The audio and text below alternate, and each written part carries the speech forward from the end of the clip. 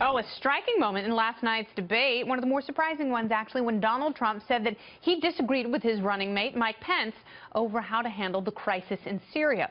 In last week's VP debate, Pence said America has to stand up to Russian aggression in the region.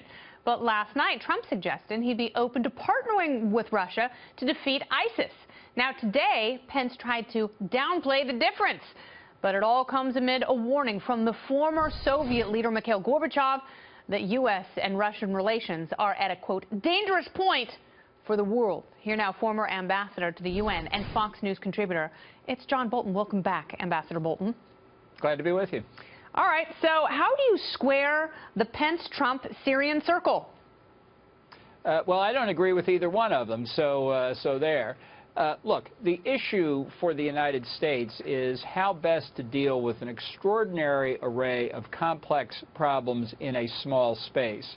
And what has happened over the past years that has made these problems even more intractable than they were to begin with has been a massive, consistent display of American weakness that the Russians have exploited, that the Iranians have exploited, that the Assad regime has exploited, that ISIS has exploited, leading to the chaos we see in Syria and to a certain extent in Iraq.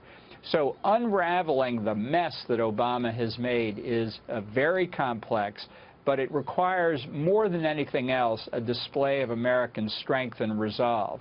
And to do that, you have to do it in many places at the same time. In Eastern Europe, where the Russians are threatening the Baltic republics, obviously still trying to undermine Ukraine and elsewhere. In the Middle East, where they've penetrated to a greater degree than at any point in the last 50 years, and elsewhere around the world where countries see America in decline. This is not a simple question of how to deal with Russia in the Middle East. This is a much broader question, and unfortunately a much more difficult one to turn around. Yeah, and I think we learned that in the 80s with Russia in Afghanistan. So, you know, you have people in the United States going, it seems like a bad idea to go to war with Russia.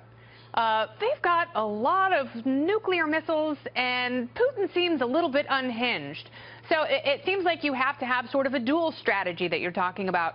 You have to have something in the short term which allows you to clean up the mess in Syria, which hopefully isn't too heavy-handed. But then it seems like you also are asking for a shift in philosophical doctrine. So what do you do first, and how do you do it? Well, the question is, how do you deter people who have capabilities that can wreak havoc with yourself? And the answer is you don't do it through weakness. Putin sees weakness and he's pushing back. All right, so what does strength look like? What specifically, what does strength look like? Let me finish, because he's changed the facts on the ground. Through American weakness, he has built a Russian air base at Latakia in Syria. That's not something to reverse overnight, but it is something where when they say, don't you dare fly air missions that might strike at Syrian government positions when there are Russians there.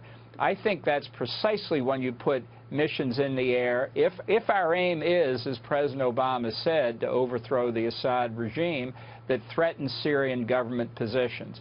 Putin will push as long as he sees weakness. If we could see one demonstration of strength by the Obama administration or its successor, Putin would back down. That's how it works. We will see. Hopefully it won't get to that point. We do have a new president who's going to ascend to the imperial throne. And I don't know if too much is going to change. Thank you very much, Ambassador Bolton.